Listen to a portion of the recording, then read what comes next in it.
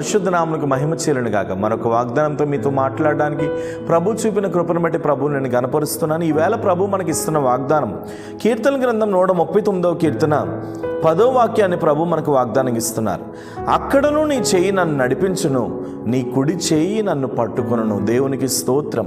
ఇక్కడ మీరు ఒకసారి ఆలోచించండి. 8వ వాక్యంలో అంటాడు, నేను ఆకాశమునికి ఎక్కినను నువ్వు అక్కడ ఉన్నావు, నేను పాతాళమందు పండుకొనినను నీవు అక్కడను ఉన్నావు, నేను వేకువ రెక్కలు కట్టుకొని సముద్ర తరంగములలో నివసించినను అక్కడ నీ చెయ్యి నన్ను పట్టుకొనును, నీ కుడి చెయ్యి నన్ను పట్టుకొనును. దేవునికి స్తోత్రం. ఎందరో చెయ్యి పట్టుకుంటామని మధ్యరికాన్ని విడిచిపెడుతున్నారు.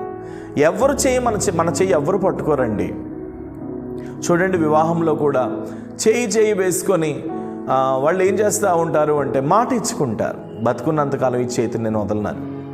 క్రైస్తవులైతే, దైవ సేవకులైతే ప్రార్థన చేసి చేతులు చేయి పెట్టి ప్రార్థన చేస్తారు. తాలిపట్టుకు లేని విలువ బైబిల్కి ఇస్తూ, బైబిల్ మాట మీద నిబంధన చేస్తూ, నా ఆస్తిలో సగభాగమని, నా జీవితంలో సగభాగమని వాళ్ళు ఏం చేస్తూ ఉంటారంటే చేతులు చేయి వేసి దేవుని ముందు వాళ్ళు ఏం చేస్తారంటే నిబంధన చేసుకుంటారు. అలాంటి నిబంధనలు కూడా ఈ రోజుల్లో ఏమవుతున్నాయంటే మరుగైపోతున్నాయి, కనుమరుగైపోయాయి, కనబడటం లేదు. అంటే మనుషులు మాట ఇచ్చి తప్పిపోతున్నారు, భర్తకు భార్య మాట ఇచ్చి తప్పిపోతున్నారు, భార్యకు భర్త మాట ఇచ్చి తప్పిపోతున్నారు, పిల్లలకు పిల్లలు కూడా మాట ఇచ్చి తప్పిపోతున్నారు. కానీ ప్రభు అంటున్నాడు, నువ్వు పాతాళమందు పండుకొనినా నీ కుడి చేయి నన్ను పట్టుకుంటుందయ్యా, ఆకాశమునికి ఎక్కిపోయిన నీ కుడి చేయి నన్ను పట్టుకుంటుంది, సముద్రంలోకి నేను వెళ్ళిపోయినా నీ కుడి చేయి నన్ను పట్టుకుంటుంది. ఎంత గొప్ప మాట! దేవుని కుడి చేయి మనల్ని పట్టుకుంటుంది. పెంట కుప్పం మీద ఉన్న వారికి దేవుని కుడి చేయి ఇస్తే వారు ఉన్నతమైన ఆస్తిపరుడిగా మార్చబడిపోతారు. చూడండి, దావీదు గొర్రెలు కాసుకునే దావీదును దేవుడు ఎంత ఆశీర్వదించాడు. ఈరోజు ఈ వాగ్దానం చూస్తున్నా మీ అందరితో నేను చెప్తున్నాను, నీ కుడి చేతిని దేవుడు పట్టుకున్నాడు. Praise the lord.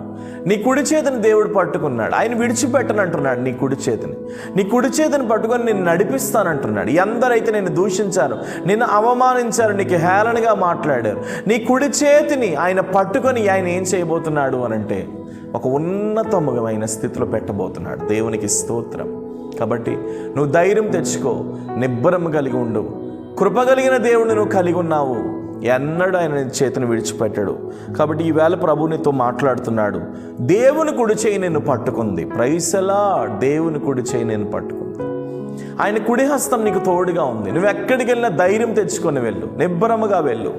అనారోగ్యంలో, శోధనలో, సమస్యల్లో, ఎలాంటి పరిస్థితుల్లో ఉన్నా దేవుని కుడి చేయి నీతో ఉంది కాబట్టి నువ్వు నిబ్బరము కలిగి ధైర్యంగా వెళ్ళు. అధైర్యపడవద్దు, ధైర్యం తెచ్చుకో.